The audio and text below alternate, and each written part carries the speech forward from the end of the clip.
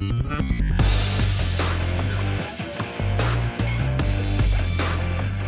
hemos venido explicando en algunas predicaciones que la fe es un don de Dios, ¿verdad? Dice Efesios capítulo 2, versículo 8: por gracia sois salvos por medio de la fe.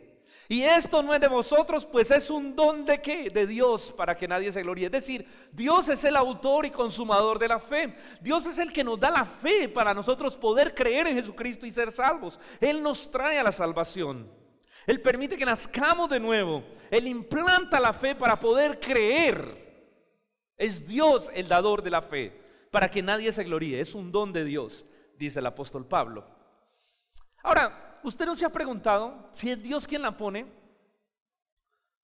¿Por qué hay gente que parece tener más fe que otra? ¿Sí o no?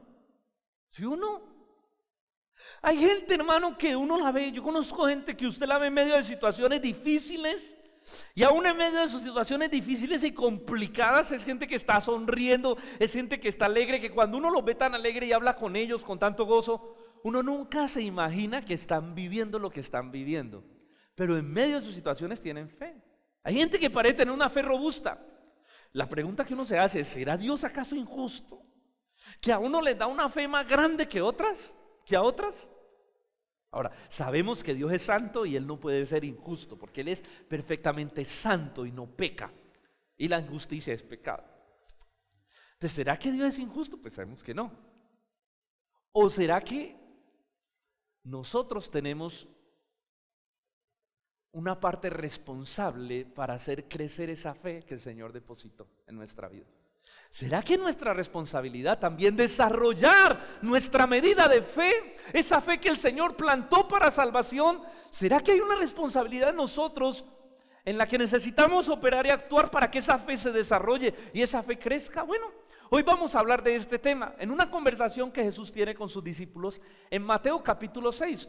En ese capítulo Jesús habla con ellos una larga conversación donde habla de un tema en diferentes segmentos. Nosotros vamos a estudiar uno de esos segmentos, donde vamos a ver tres verdades que Jesús habla acerca de la fe, acerca de la confianza. Él empieza a enseñarles acerca de este tema y revela tres profundas verdades en este texto. Vamos a estudiar del versículo 25 al versículo 34 de Mateo capítulo 6. Y la primera verdad que vamos a estudiar en esta noche es que hay un tipo de preocupación que es pecaminosa. Por favor, miren el versículo 25. Vamos a mirar la primera verdad. Miren el versículo 25, cómo Jesús habla este tema con ellos. Por lo tanto les digo, no se afanen por su vida, qué van a comer o qué van a beber, ni por vuestro cuerpo, qué van a vestir. ¿No es la vida más que el alimento y el cuerpo más que el vestido? No se afanen, dice Jesús. No se afanen por su vida, qué van a comer, qué van a beber, qué van a vestir. ¿Acaso no es la vida más que el alimento y el cuerpo más que el vestido? La primera verdad que yo quiero tratar en esta noche es que, ojo, hay un tipo de preocupación, porque Jesús está diciendo no se afanen. Hay un tipo de preocupación que es pecaminosa. ¿Y por qué digo que hay un tipo? Porque hay otra que es sana. Ojo. Es que este tema hay que trazarlo muy bien, porque se puede prestar para muchas cosas. Hay un tipo de preocupación que es sana, pero hay un tipo de preocupación que es pecaminosa. Hay un tipo de preocupación que honra a Dios inclusive, y hay un tipo de preocupación que lo deshonra. ¿Qué es preocuparse? ¿Qué es preocuparse? No, empecemos por definir el concepto. Preocuparse, a ver, ¿qué es pre? La palabra pre. Antes. O sea que es ocuparse antes de. Entonces, preocuparse es ocuparse antes de. En ese sentido, nosotros encontramos que hay una preocupación que es sana. Porque ocuparse antes de que las cosas sucedan, ocuparse antes de, tiene que ver también con planeación y organización, ¿o no?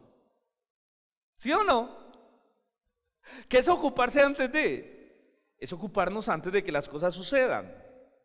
Eso también tiene que ver con orden y planeación. La preocupación sana, escuche esto, es aquella que es diligente y es responsable. La preocupación sana es aquella que nos lleva a ser responsable con nuestras tareas y nuestros quehaceres diarios en las cosas que tenemos que hacer en la vida. Es una preocupación que planea, por ejemplo, ¿qué vamos a comer? Miren, no es lo mismo decir ¿qué vamos a comer? A decir ¿qué vamos a comer? Con mi esposa, yo soy como un poco meticuloso en ciertas cosas, entonces yo todas las noches, en mi camino a casa, yo siempre voy pensando ¿qué vamos a comer mañana? ¿Sí? Entonces yo voy planeando. Entonces yo pienso y digo, bueno, ¿qué hace falta? Si se acabó algo en la casa, ¿por qué? Porque sé que lo debo comprar de ida, además porque vivo en un 5º piso, sin ascensor. Llegar a la casa, abrir, faltó la sal, ya voy la sal. Los fósforos. No, hermano, no. Entonces, uno se organiza, ¿sí o no? No planea. Por ejemplo, una preocupación sana es ¿qué me voy a poner mañana? ¿Qué me voy a vestir? Porque, por ejemplo, yo tengo culto, tengo que planchar hoy para madrugar. O si no, ¿sí? Entonces, hay preocupaciones sanas. Por ejemplo, ¿cuál es la agenda de mañana? Eso es una preocupación sana. Mañana tenemos el culto, tenemos una actividad con unos hermanos en la tarde, entonces hay que organizar todo porque tiene que estar todo muy bien planeado, cualquier cosita desajusta el tiempo. Entonces, en cierta manera, la preocupación sana nos hace responsables y diligentes. ¿Por qué? Porque si nosotros no empezamos poniendo esto, pues no falta el que es un despreocupado por naturaleza. Dice, claro, yo sí sabía que la Biblia dice que uno no tiene que preocupar por nada. Entonces hay una preocupación que es sana y responsable y que necesitamos desarrollar. De hecho, esa preocupación la Biblia la exalta. Ojo a esto, apunten. Proverbios 13:4 dice: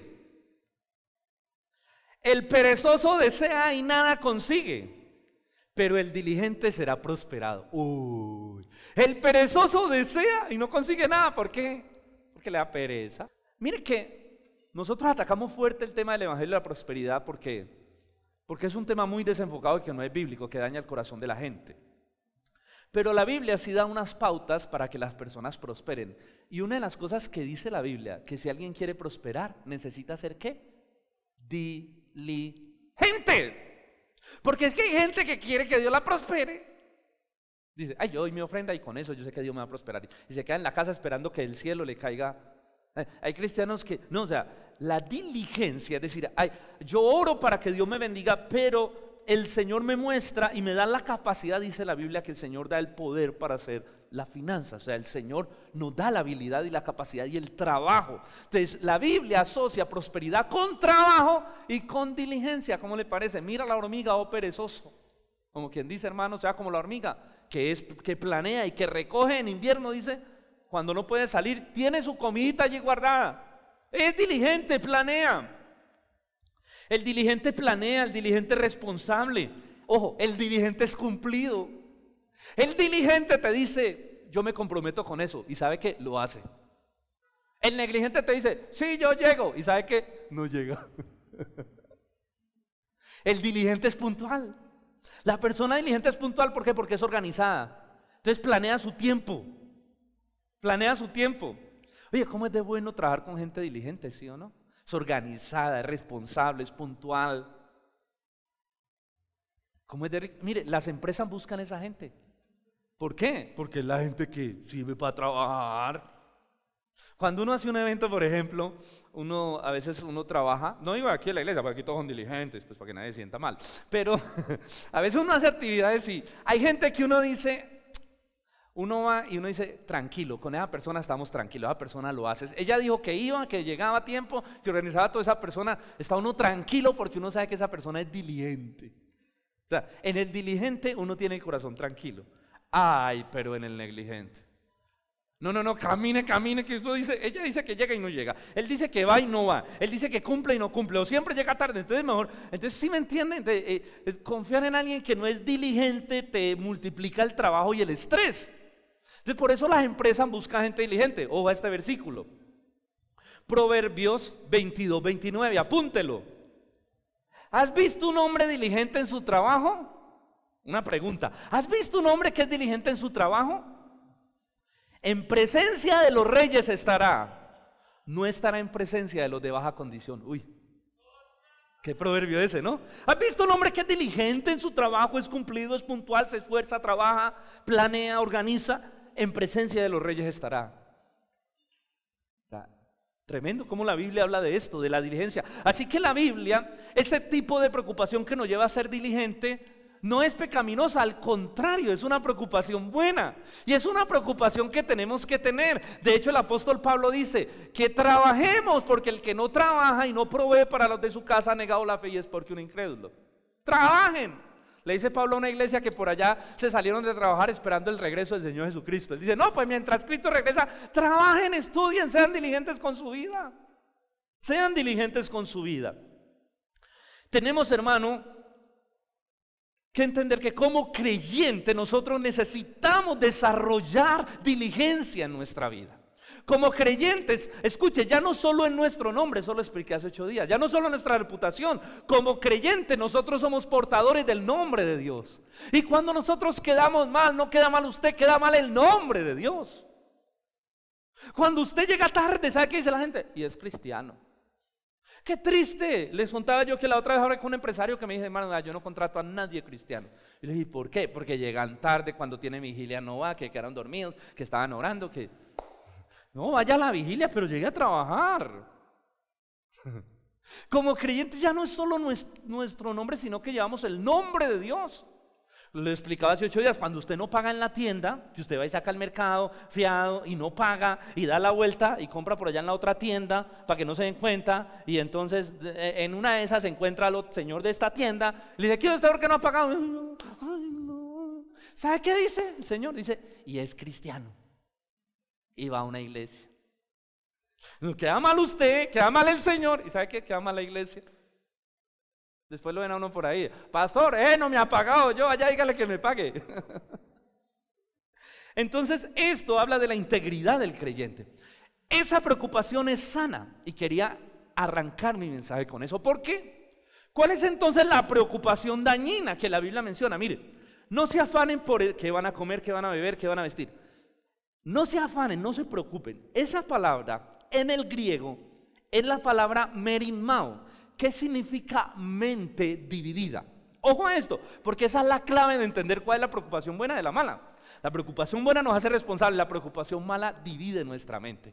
Es decir, la preocupación mala atrapa nuestro pensamiento con la angustia, centra nuestro pensamiento. Entonces, ese tipo de preocupación que a usted ya no lo deja concentrar en algo. Por ejemplo, usted está en su trabajo, prende su computador y usted va a trabajar y no puede, se bloquea, porque usted está ansioso y angustiado. Usted va a orar y no puede, porque su mente está dividida. Eso es lo que Jesús está diciendo. No dejen que la preocupación llegue a un punto donde su mente se divida, le robe la fuerza, le robe la atención y lo deprima. Esa es la preocupación mala, la preocupación pecaminosa, la preocupación que nos conduce a la depresión. No la que dice que voy a comer mañana, sino la que dice, ¿qué voy a comer mañana? Mi amor, no me diga nada usted, no sé, está angustiado. Esa preocupación que desata esas emociones es pecaminosa. Y es la preocupación que Jesús condena en el texto. No se preocupen por qué van a comer, qué van a beber, qué van a vestir. No se preocupen de esa manera. Aquella que esclaviza el pensamiento al punto que quita nuestra mirada del Señor y perdemos la fe y perdemos la confianza en el Señor. Entonces muchos dejan inclusive de venir a la iglesia. No, es que yo tengo que hacer algo. ¿Y por qué no han venido a la iglesia? Aunque sea congregarte una vez a la semana, sea el sábado, el domingo. No, pastor, yo tengo que camellar, porque es que no, a mí no me queda tiempo. Entonces, se llenan de angustia y de preocupación. No digo con el que tiene que hacerlo, y más pues en este tiempo uno sabe que a veces es difícil, ¿verdad? Por las temporadas, pero lo que quiero decir es que empieza esa preocupación y ese afán a quitar nuestra mirada del Señor. Empezamos a dejar de orar, a dejar de ir a la iglesia, a dejar de hacer nuestros devocionales. ¿Por qué? Porque nuestra mente se llena de angustia. Escuche, y nos acostamos angustiados y nos levantamos angustiados. Cuando abrimos los ojos, lo primero que decimos es, ¿qué voy a comer? Angustiados. Nos levantamos angustiados. Hay que entender que ese tipo de preocupación, además que es pecaminosa, ya les voy a explicar por qué, es infructuosa, es decir, no sirve para nada. Ese tipo de preocupación no sirve para nada. Miren por favor el versículo 27. Bueno, sí sirve para algo, algo malo. Ya les voy a explicar. Versículo 27. ¿Y quién de ustedes podrá, por mucho que se afane, añadir a su estatura un codo? Otras versiones dice, ¿quién de ustedes, por mucho que se afane, puede añadir a su estatura un centímetro? Dígame de aquí, ¿quién angustiándose puede crecer? Lo que está diciendo Jesús. ¿Quién de ustedes dice que angustia ser tan pequeño? ¿Qué angustia? ¿Qué angustia? ¿Qué angustia? Y angustiándose va a crecer. No. ¿Quién de ustedes cuando necesita dinero angustiándose hace dinero? ¿Quién de ustedes cuando necesita que comer angustiándose produce comida? O sea, es infructuosa, no sirve para nada. No sirve para nada. Jesús está diciendo, ¿qué ganan ustedes con afanarse de esa manera? Este tipo, hermano, de preocupación lo que conduce es a la enfermedad y a la depresión. O sea, sí produce cosas, pero cosas muy malas. ¿Saben que los médicos dicen hoy en día que uno de los peores problemas de donde se desarrollan muchas enfermedades y que sufre tristemente mucha gente y mucho colombiano es de estrés? ¿Y qué es el estrés? Que uno va donde el médico y el médico dice, yo no le encuentro nada, pero venga, usted tiene aquí esto como duro y usted lo que tiene es un estrés el terrible. Y el estrés es una cuna, es un nicho de enfermedades. De ahí provienen enfermedades cardiovasculares, gastritis. Sí, hay muchas cosas. Tantas cosas, dolores de cabeza, migraña. Entonces, lo único que la preocupación produce es enfermarte, es dañarte. ¿Por qué? Porque es pecado. Ya les voy a explicar por qué. Y todo pecado tiene en sí mismo castigo, es decir, daña. El pecado daña al ser humano. Cuando Dios prohíbe el pecado es porque primero el pecado atenta contra su santidad y quebranta la ley moral de Dios. Pero también el pecado nos daña a nosotros como su creación y a los creyentes como sus hijos. Esta preocupación enferma. Esta preocupación enferma hasta las emociones. Muchos se aíslan, cuando están preocupados se aíslan, no quieren hablar con nadie, cuando se deprimen al punto que se encierran. Muchos se quieren hasta quitar la vida. Muchos quieren dormir todo el tiempo, otros quieren comer todo el tiempo, otros quieren comprar impulsivamente todo el tiempo, porque eso produce esa ansiedad. A muchos les da mal genio, son un favorito. No le pueden decir nada porque están, parecen unos perritos, están así, están armados porque hay una depresión, hay un descontrol emocional en su vida. Daña. Entonces daña las relaciones con los hijos, las relaciones con el esposo, las relaciones familiares, las relaciones con los amigos. ¿Sabe qué es lo más terrible? Daña la relación con Dios y lo coloca a usted en un lugar vulnerable a ser tentado, porque el que sí disfruta con eso es Satanás, porque es una tentación del diablo. Y el diablo le susurra al oído cuando usted está preocupado de eso, preocúpese. Además, ¿cómo va a pagar la cuota? Ya le dan los servicios, la otra semana le llega el gas. Sí, o sea, él le mete leña al fuego y usted, boom, y empieza a entrar en una angustia. Eso, la depresión, hay gente que se va de clínica cuando se deprime. Hay gente que se va de clínica por causa de la depresión. Eso es un asunto espiritual. Ya le voy a explicar por qué. Esto para una clase de medicina, yo no soy médico. Pero, escuche, nos coloca en un terreno vulnerable. ¿Sabe por qué? Porque cuando nuestra mente está dividida, cuando nuestra mente pierde la atención del Señor, es cuando más vulnerables al pecado somos, porque estamos deprimidos. Y Satanás nos ofrece entonces el pecado como una alternativa para encontrar algo de satisfacción. Entonces es en ese estado de depresión donde somos más vulnerables al pecado.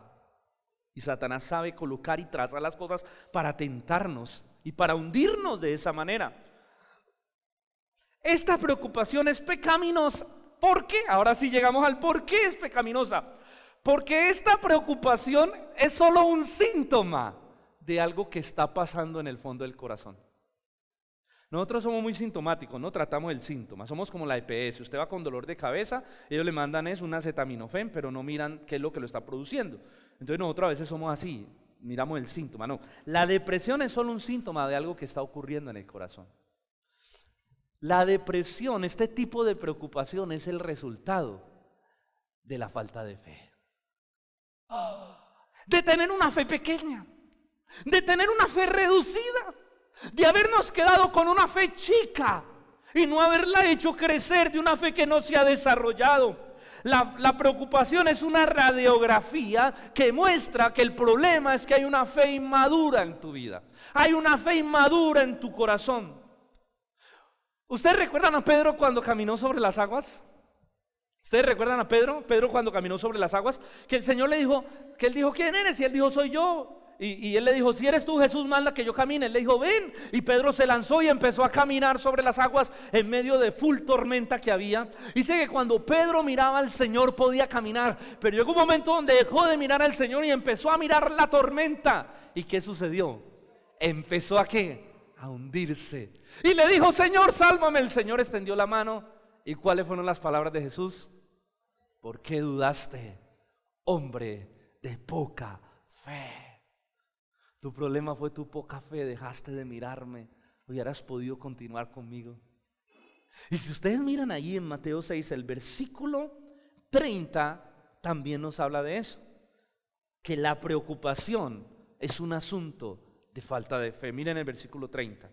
Y si la hierba del campo que hoy es y mañana se echa en el horno, Dios la viste así, ¿no hará mucho más por vosotros, hombres de poca fe? La preocupación es el resultado de la poca fe, de quitar nuestra mirada del Señor y ponerla en las circunstancias, de no crecer. Y eso sucede porque no hemos crecido como personas de fe. En pocas palabras, este primer punto lo podemos resumir de la siguiente manera: la preocupación es la radiografía de una falta de fe. Es el síntoma, porque el problema del corazón es la falta de fe. La segunda verdad que revela el texto es que el afán y la ansiedad, entonces, es esta que estoy diciendo, es el resultado de una fe deficiente. Ya entendimos, en primer lugar, que había una ansiedad, una preocupación buena, y que había una preocupación mala. De hecho, la mala, de la palabra merimao, se traduce como afán y ansiedad. Es una preocupación que trae afán y trae ansiedad. La segunda verdad es que ese afán y esa ansiedad entonces son el resultado de una fe deficiente, que es a lo que acabamos de concluir y de llegar ahorita. Miren el versículo 26.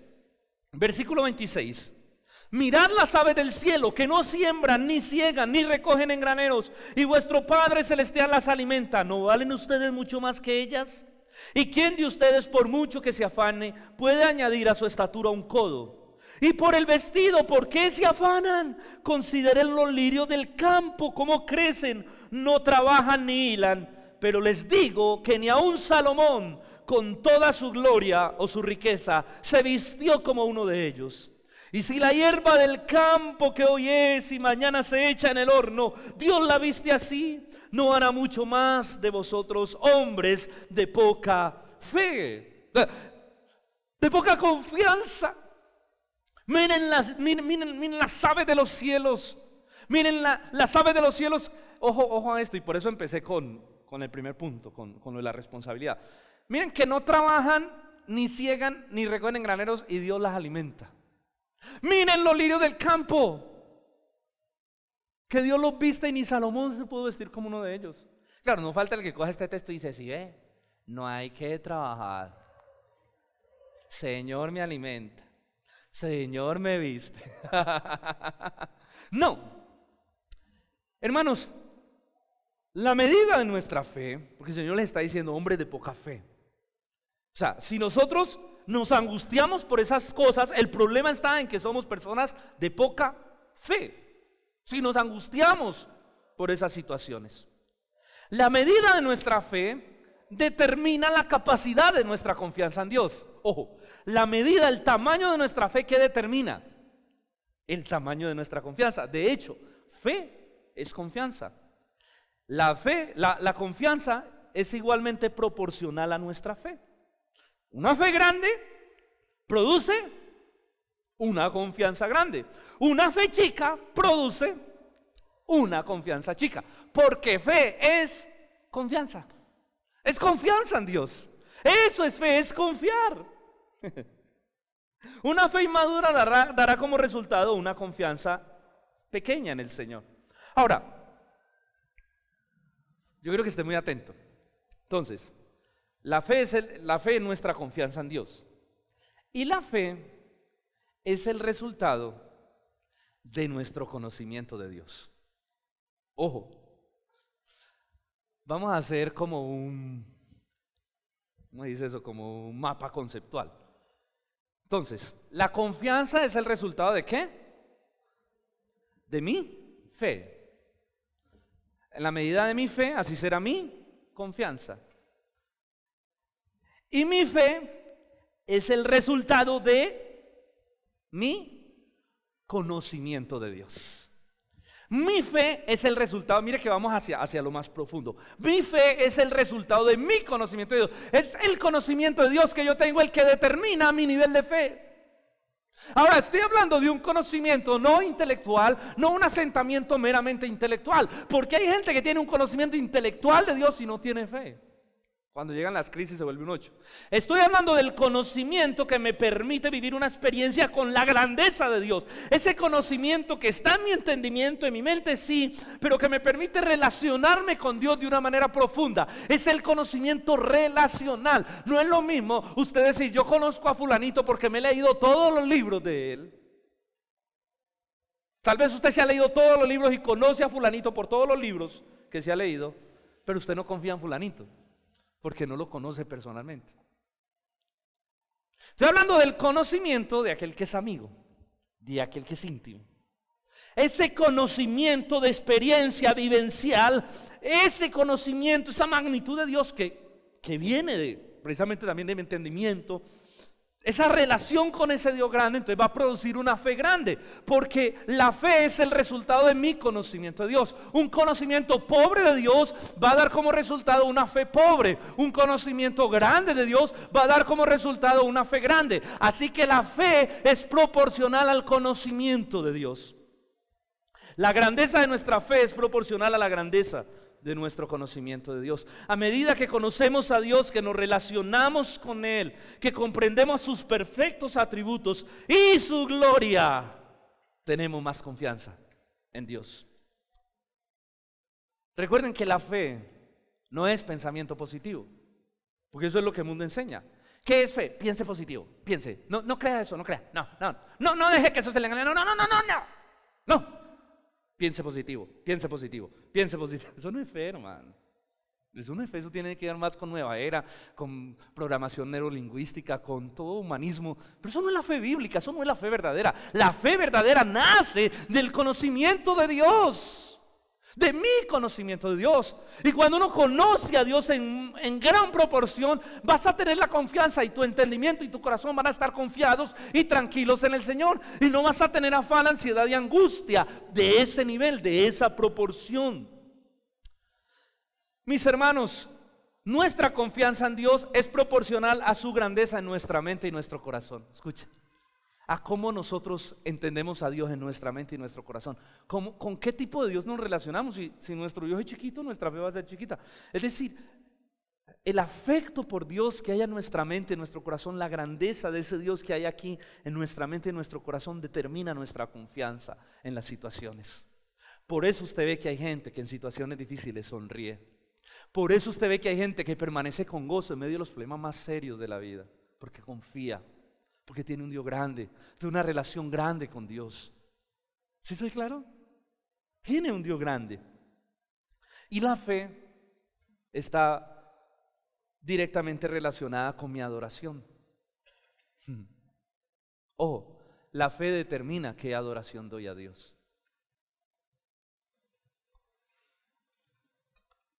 Recuerden que adoración no es música suave. Gente que dice, ¿qué es adoración? Cuando tocamos las canciones suaves, Señor mi Dios, es la adoración. No, pues una manera de adorar al Señor es la música. Pero la adoración es cuánto yo amo a Dios. ¿Qué es adoración? Es qué valor tiene mi corazón y mi mente por Dios. ¿Cuál es el afecto que hay en mi corazón y mi mente que me lleva a obedecerlo? Jesús dijo, si me amáis, guardad mis mandamientos. Pero eso es un resultado, la obediencia es un resultado del amor que tenemos por Dios en nuestro corazón. Y el amor es un resultado de lo grande que sea Dios para nosotros. Si Dios para usted no es grande, usted no va a amar a Dios. ¿Usted cómo va a amar a alguien que no conoce por Dios? Gente que uno dice, ¿usted ama a Dios? Claro, yo lo amo. Bueno, ¿de qué manera lo amas si tú no conoces a Dios? No tienes una relación con Él a través de Cristo. No has nacido de nuevo. Estás separado de Dios. No puedes amar a Dios. Vives una vida de desobediencia porque no amas a Dios. Pero cuando tú conoces a Dios, lo amas, y a medida que más lo conoces, más lo amas. Más capacidad de obediencia, porque tu corazón y tu mente están preparados para obedecer a ese Dios. Por eso la Biblia dice en Hebreos 11:6, pero sin fe es imposible agradar a Dios, porque es necesario que el que se acerca a Dios crea que le hay y que Dios es galardoneador de los que le buscan. Es decir, que nuestra fe es adoración, porque la medida de nuestra fe adora a Dios. No podemos adorar y agradar a Dios sin fe. Sin fe es imposible agradar a Dios. Sin fe es ¿qué? Imposible agradar a Dios. Es decir, que la fe ¿qué? Agrada a Dios. Es decir, que la fe es adoración. Nuestro conocimiento de Dios, miren cómo vamos orquestando y ajustando todo para que quede bien claro en nuestra mente. Nuestro conocimiento de Dios nos permite confiar plenamente en Él. Y esa confianza es la que hace que yo me entregue en sus manos y decida vivir solo para su gloria. ¿Sí ven por qué la fe es adoración? Porque todo está intrínsecamente relacionado. ¿Por qué? Porque nuestro conocimiento de Dios, esa grandeza de Dios que vemos, ese Dios grande y poderoso que hay en nuestra mente y nuestro corazón, entonces eso hace que yo tenga fe y que yo me entregue y que yo confíe y que yo crea en ese Dios y que yo esté dispuesto a rendir mi vida por ese Dios. ¿A usted no le parece que estos hombres, los discípulos con los que Jesús está hablando, fueron personas que lo entregaron todo? ¿O no? Lo entregaron todo. Jesús lo vio pescando. Pedro, ¿qué era? Un pescador. Y muchos dicen que Pedro era una empresa familiar que se dedicaba a la pesca. Y Jesús le dijo, sígueme. ¿Qué hizo él? Dejó todo y lo siguió. ¿Cómo puede hacer uno eso? ¿Cómo puede uno dejar todo y seguir a Jesús? Ojo, a ellos que los llamó al ministerio. ¿Sabes por qué? Porque ellos vieron la grandeza de Jesús, porque ellos vieron el Hijo de Dios, ellos comprendieron quién era Jesús. Y ese tamaño de la grandeza de Jesús, dijo, vale más la pena Él que esto que hacemos. Es decir, que la grandeza de Dios determina nuestra confianza para poder dejar todo y vivir para su gloria, para poder renunciar al mundo y vivir para su gloria, para poder dejar aquellas cosas que el Señor dice que dejes y vivir para su gloria. Es la magnitud de mi conocimiento de Dios, es la grandeza de Dios que hay en mi mente y en mi corazón, lo que me hace vivir para su gloria. La fe verdadera es adoración, además porque hace ver a Dios grande. Porque cuando la gente ve fe en ti, la gente dice, wow, ese Dios es grande. La fe hace ver a Dios grande. Cuando tú tienes fe, tú haces ver a Dios grande. La gente ve y dice, pero ¿cómo es posible con todos los problemas que tiene? Y está feliz, porque tu fe hace ver a Dios grande. Así como tu falta de fe hace ver a Dios pequeño. Y la gente dice, no, pues si este va a la iglesia, ya. ¿Soy claro? La fe, entonces, es un don de Dios que debemos cultivar. Ay, hermano, la fe hay que desarrollarla, hay que hacerla crecer. ¿Saben? Eso es como el gimnasio, ¿no? La fe hay que ejercitarla para que crezca. Si usted deja de ejercitarla, se estanca.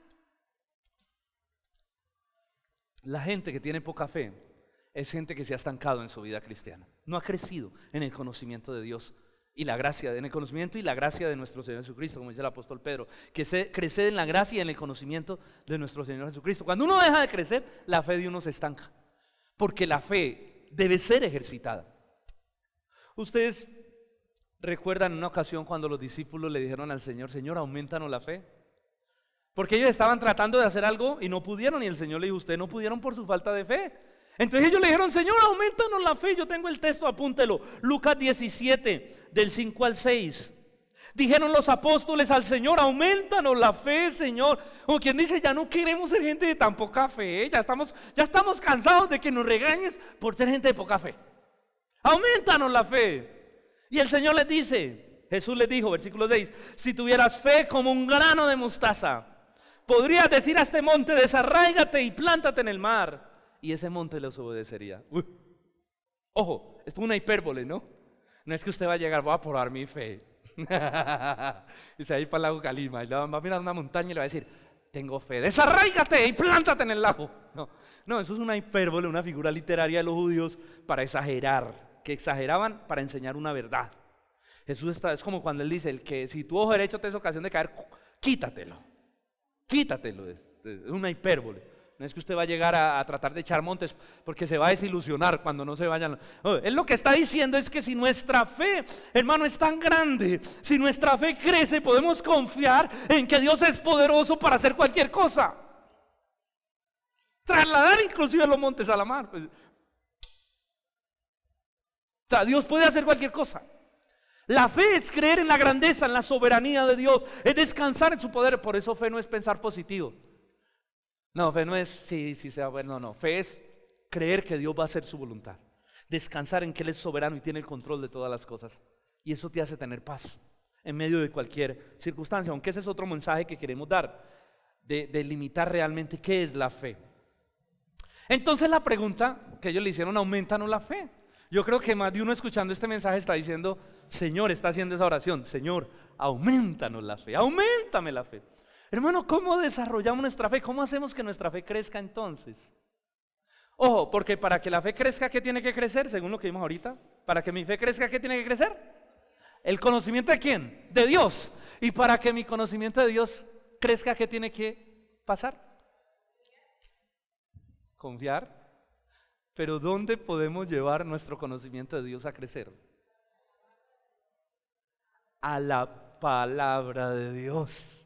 Aquí los quería llevar con todas estas.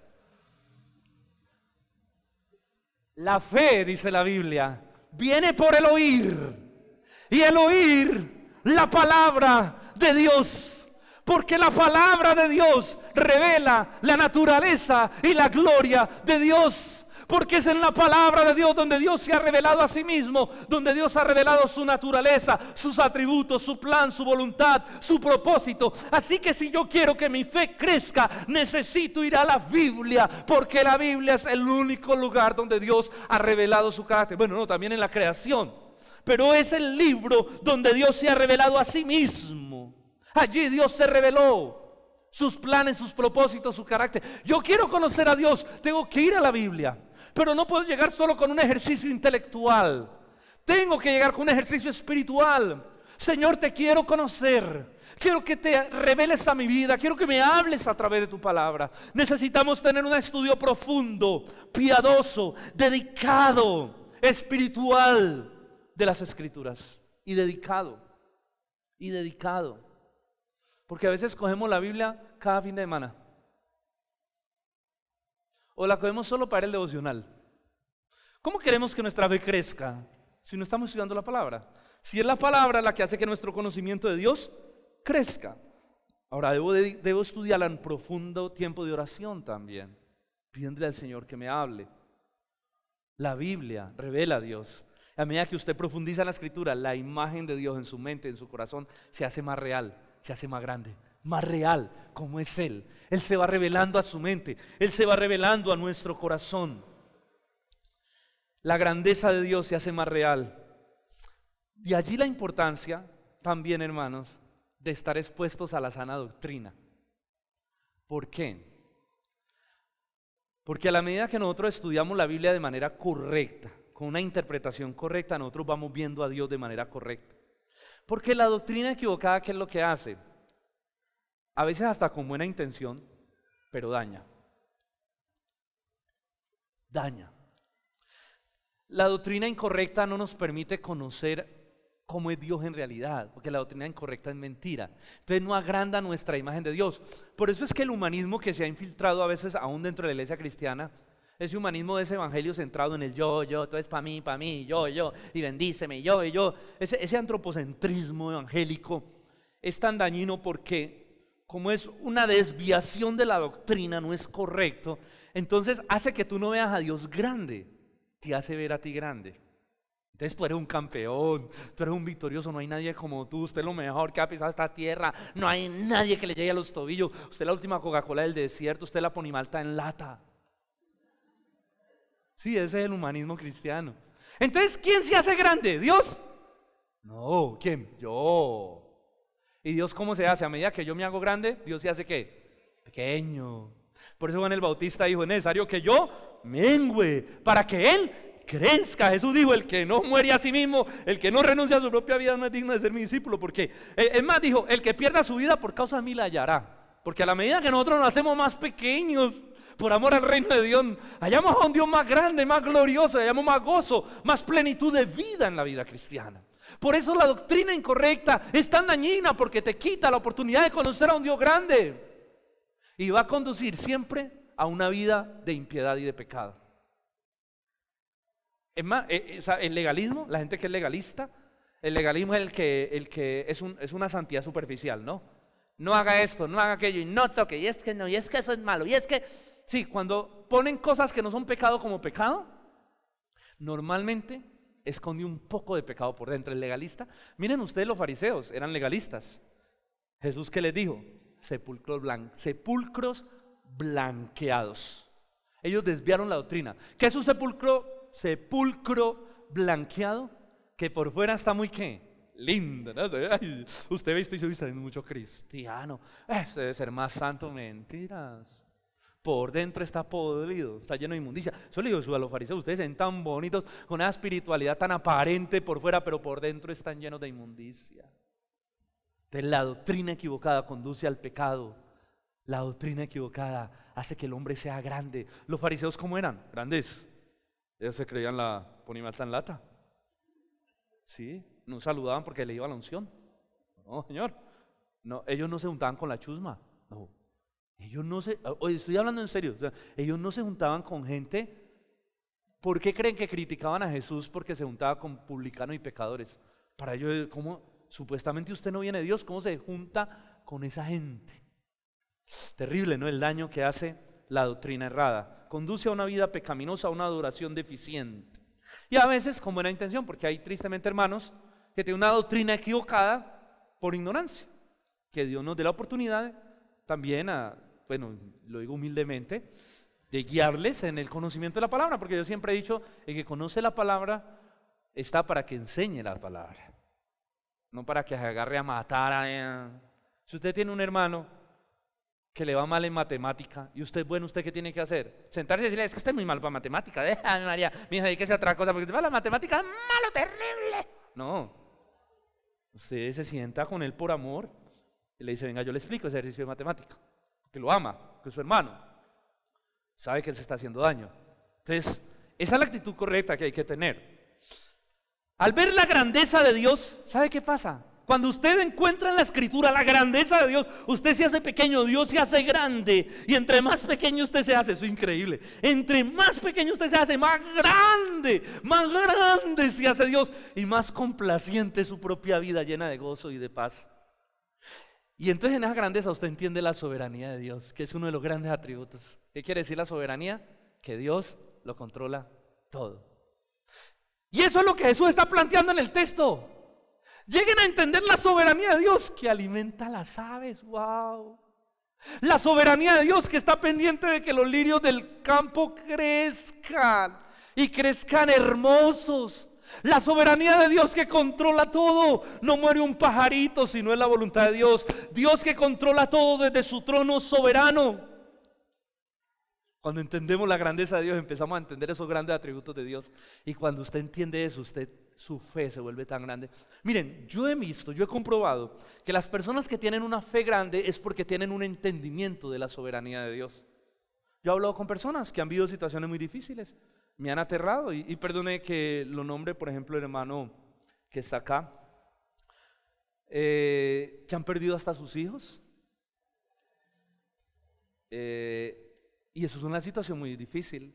En estos días también estuve en el Experiencia 3D, fuimos con una líder que había perdido su hija. Hace poco ustedes recuerdan que salió en el noticiero que en Antioquia una mina colapsó y murieron varios mineros adentro. Bueno, ella era la trabajadora social y ella murió y era la única hija. Y una de las cosas que a mí me impactó es ver a esa señora tan alegre y ver a esa señora con ese gozo, igual que yo he visto al hermano que perdió también su hijo. Pero cuando yo hablo con ellos, yo me doy cuenta de algo. ellos han entendido la soberanía de Dios y la grandeza. Porque su respuesta es esta, la de Job. Señor dio, Señor quitó, bendito sea el nombre del Señor. Y cuando tú llegas a entender eso, cuando tu mente y tu corazón están aferrados a esa verdad bíblica, tú tienes paz y gozo en medio de la crisis. Debe ser muy duro, debe ser muy difícil. Y uno le dice, Señor, uno no quisiera pasar por ciertas cosas, pero nuestra fe tiene que crecer porque estamos en un mundo que es complicado y difícil. Y solo nuestra fe nos sostiene en los tiempos de crisis. Jesús le está diciendo a ellos, miren los lirios del campo, miren las aves de los cielos, Dios los guarda. Miren la hierba del campo, confíen. No va a ser mucho más por ustedes, hombres de poca fe. Si Dios hace eso por los pájaros, si Dios hace eso por los lirios, ustedes que son la corona de la creación, no va a ser mucho más por ustedes. No va a ser mucho más, no lo va a cuidar también. Tremendo, ¿no? Y uno a veces que duda, ¿no? Y ahora que llega un mes como estos, un mes tan complicado, y un mes, hermano, déjeme hacer una pausa comercial. Un mes que lo mete a uno como en una zozobra, ¿no? Un mes donde todo el mundo quiere estrenar, todo el mundo regala. Entonces de pronto uno no tiene plata. Y hay gente que se pone ansiosa en este mes, pero no voy a estrenar. Y hay familias que pelean. Es que usted no me va a comprar nada, ¿o qué? Este mes la vecina va a estrenar, ya compró la pinta en el Viernes Negro allá en Jumbo. Barata, usted no me ha comprado nada. Y en este mes mucha gente se deja llevar por la depresión. Mano, yo le voy a dar un consejo así pastoral rápido. Si usted no tiene para estrenar, ¡no estrene! En enero le sale más barato. Coja la camisa que no se ha puesto hace 3 años, échele límpido, blanqueador a color, Bel Rosita. Usted está en el comercial, está estrenando, no, Bel Rosita. Compre Bel Rosita. No se estrese la vida. Es que ¿quién dijo que diciembre era el mes que había que estrenar? ¿Quién dijo que diciembre era el mes? No, chévere, si tiene, hágale. Ahora no es que usted va a decirle, el pastor dijo que en diciembre no se estrena, mi hija no le va a comprar nada. No, tampoco. Viene mañana su esposa. ¿Usted qué es lo que está diciendo, pastor? ¿Usted qué es lo que está enseñando? Me está dañando mi esposo. No. Pero no nos dejemos llevar por eso se llama una presión comercial, eso se llama mercadeo. ¿Sabe qué hace el mercadeo? Te crea necesidades que tú no tienes. El mercado te dice, tú necesitas esa ropa. Entonces las mujeres tienen el closet lleno de ropa, van y abren y dicen, no tengo nada que ponerme. 1000 pares de zapatos, no tengo nada que, amor, necesito unos zapatos.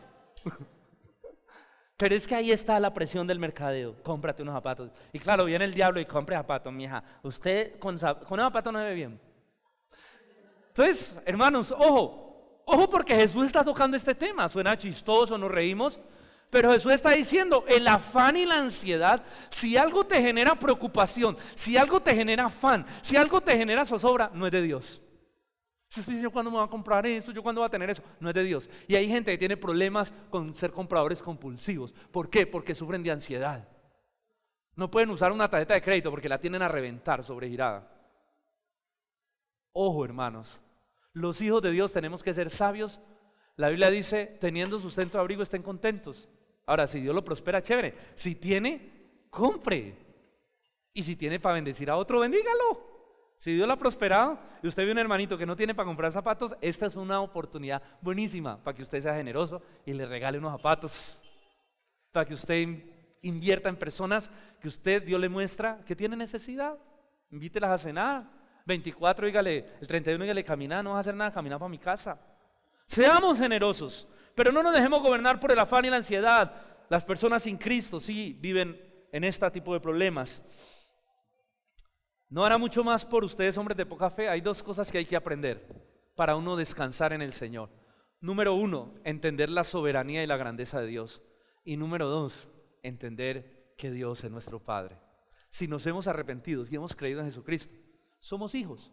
Porque la Biblia dice, a todos los que le recibieron, a todos los que creen en su nombre, a ellos les dio potestad de ser hechos hijos de Dios. Y uno a un hijo lo cuida. ¿O no? Lo cuida porque es hijo. Cuando yo veo a mi niña, una de mis oraciones es, Señor, bendíceme para yo cuidar siempre de ella. Yo quiero que a ella no le falte nada. Dios ha sido muy bueno.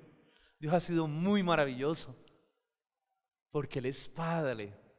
Entonces Dios dice, vea mi hijo, no se preocupe por qué va a comer, por qué va a vestir. O sea diligente, sí. Mande hojas de vida, sí. Trabaje, sí. Pero no se deje llenar de afán y ansiedad. Porque yo sé lo que usted necesita. Y yo se lo voy a suplir porque soy su papá. Y cuando usted decidió creer en Cristo, Dios se comprometió en ser su proveedor. Amén. Dos verdades que hay que entender y que queremos estar trazando durante este tiempo de diciembre. Y por último, y terminamos, como hijos de Dios, ahora el reino de Dios es nuestra prioridad. ¿El reino de Dios es qué? Nuestra prioridad. Miren lo que dice versículo 31, 32 y 33. No se afanen pues diciendo qué comeremos o qué beberemos o qué vestiremos, porque los gentiles, ¿saben quiénes son los gentiles? Los que no conocían a Dios, los que no eran del pueblo de Israel, en este caso los inconversos, la gente que no se ha entregado a Cristo, porque los gentiles buscan todas estas cosas, pero su Padre Celestial sabe que ustedes tienen necesidad de todas ellas. Entonces, ¿qué debemos buscar? Versículo 33. Mas buscad primeramente el reino de Dios y su justicia, y todas estas cosas os serán ¿qué? Añadidas. Todas estas cosas. Dios nos pide ahora como hijos que debemos vivir de una manera diferente. Él dice, mire, el mundo vive con afán, vive con ansiedad, vive preocupado, pero los hijos de Dios no deben dejarse gobernar por esas cosas, porque ahora nuestra prioridad es el Señor, porque ya no vivimos para el mundo, ya no vivimos para las cosas de este mundo, ahora vivimos para el reino de Dios y su justicia, y el Señor va a añadir lo que nos haga falta. Dios nos pide vivir de una manera diferente al mundo, pues Él es nuestro Dios. Él ahora es nuestro Dios. Usted va a decir, antes también, no, antes Dios no era su Dios. Antes Dios era un conocido. Porque cuando usted no tiene a Cristo, Dios no es su Dios. Dios es un conocido, porque usted está en enemistad con Dios, dice la Biblia. Hasta que no se arrepienta de su pecado y reciba a Cristo como su Señor y Salvador, usted está en enemistad con Dios y no es hijo de Dios.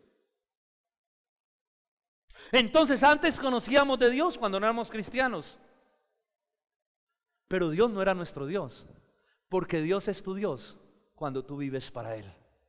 Ojo, Dios es tu Dios cuando tú vives para adorarlo a Él, cuando tú vives una vida dedicada a Él, cuando tú vives tu tiempo, tus sentimientos, toda tu mente, tu corazón, todo, ahora vive para Él. Ahí Dios es tu Dios, porque Dios ha capturado tu vida, porque te has arrepentido, has creído en Cristo y le has entregado tu vida a Él como Señor y Salvador. Ahí es cuando Dios es nuestro Dios, cuando estamos en Cristo. Ahora podemos vivir para su gloria. Ahora podemos priorizar el reino de Dios. ¿Sabe por qué? Porque Dios ha cambiado nuestro corazón. Porque nuestro corazón era duro y rebelde y antes amábamos el mundo más que a Dios. Y dice la Biblia que éramos enemigos de Dios y amábamos el mundo. Y la Biblia dice, el que ama al mundo se constituye ¿qué? Enemigo de Dios.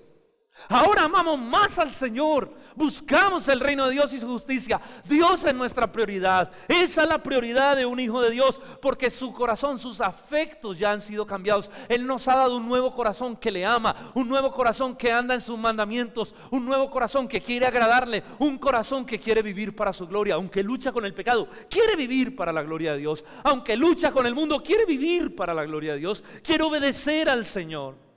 Antes sin Cristo no teníamos otra meta. ¿Cuál es la meta de una persona sin Cristo? ¿Cuál es la meta? Cuando estábamos sin Cristo, ¿cuál era nuestra meta? ¿Dios? Aquí, esta vida era la meta. Esta vida, el aquí y el ahora. La meta de nuestra vida sin Cristo era subsistir o vivir mejor. Y perseguimos eso a toda costa. Una persona sin Cristo, pues dice, los gentiles buscan todas estas cosas. Es decir, alguien sin Cristo busca desmedidamente qué va a comer, qué va a vestir, qué va a beber, porque eso es lo que le da valor a su vida. Porque hay una ignorancia de la eternidad en su corazón, porque no hay una relación con Dios en su vida.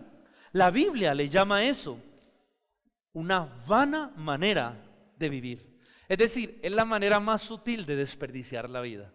Vivir angustiados por el aquí y el ahora. Porque esta vida es corta, ¿o no? Yo le digo una cosa, ¿cuántos de aquí saben cuánto tiempo va a vivir sobre esta tierra? ¿Quién de aquí sabe cuánto va a vivir? Ninguno. Ninguno. Ni yo, ninguno de nosotros sabe cuánto tiempo nos resta. Pero el que más viva, digamos que llegue a los 90, 95. Bueno, Duracell, 100.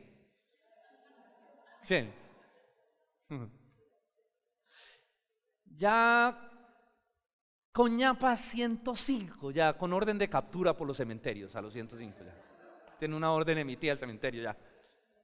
Ya ni la pensión ni la EPS, ya todo el mundo, ¿y este qué?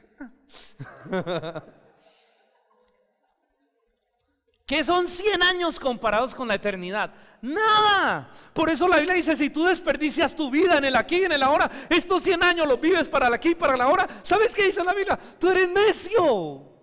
Tú eres necio. Ay, pastor, entonces ¿cómo tengo que vivir?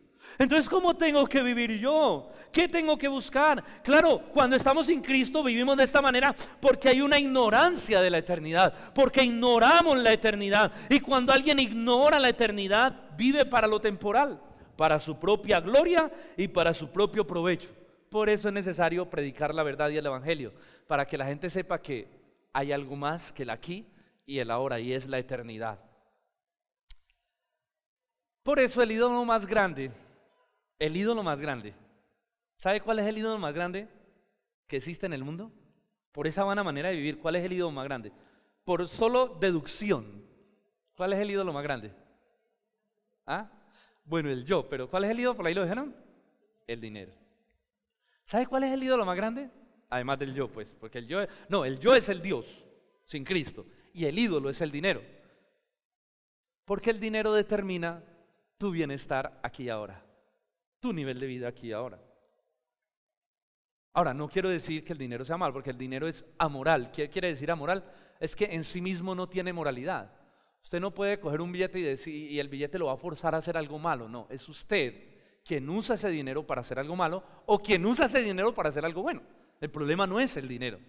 La Biblia plantea que el problema es el amor al dinero, el afecto, el amor, el querer enriquecerme. Ojo, miren que Jesús está hablando de esto, porque esta misma conversación, Jesús viene resumiendo todas estas cosas para decirle a los discípulos, no se dejen engatusar por el amor al dinero.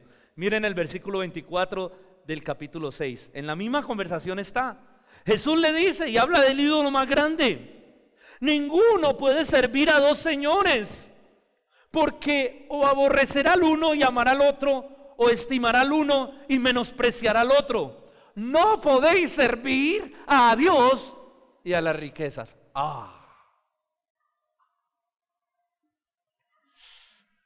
Los hermanos empresarios que tienen negocios están mirándome, uy, pastor, venga, ¿cómo? No, ojo, vuelvo y explico. Jesús está planteando que el afán y la ansiedad vienen de la falta de fe, porque la gente sin Cristo vive para estas cosas, porque tiene como su Dios el dinero. Pero nuestro Dios ya no es el dinero. Nuestro Dios es Jesucristo.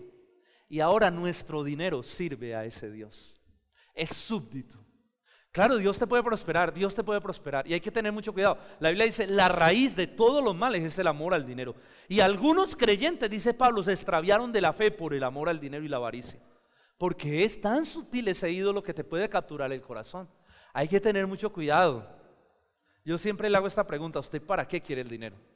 Pastor, yo quiero ser una persona próspera, ¿para qué? No, para vivir bien, para vivir bueno, para vivir sabroso. Tiene una actitud equivocada.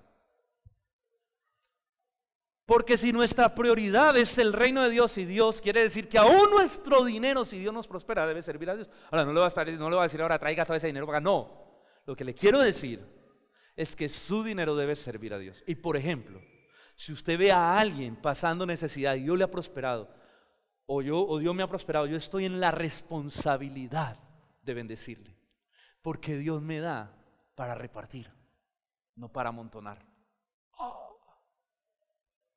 Porque el que amontona ama.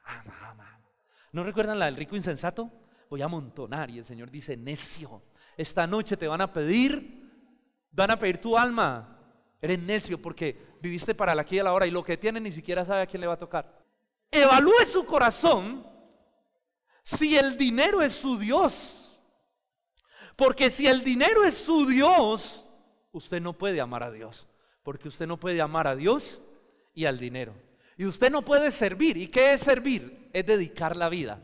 ¿Qué es servir? Es dedicar la vida. Usted no puede dedicar su vida a Dios y al dinero. Ahora, no quiere decir que no trabajemos, que Dios no nos prospere. No, Dios lo puede prosperar, Dios lo puede bendecir. Trabaje, hermano, sea diligente. Y qué rico que Dios lo bendiga. Qué rico que Dios lo prospere, porque así nos invita a comer hamburguesa.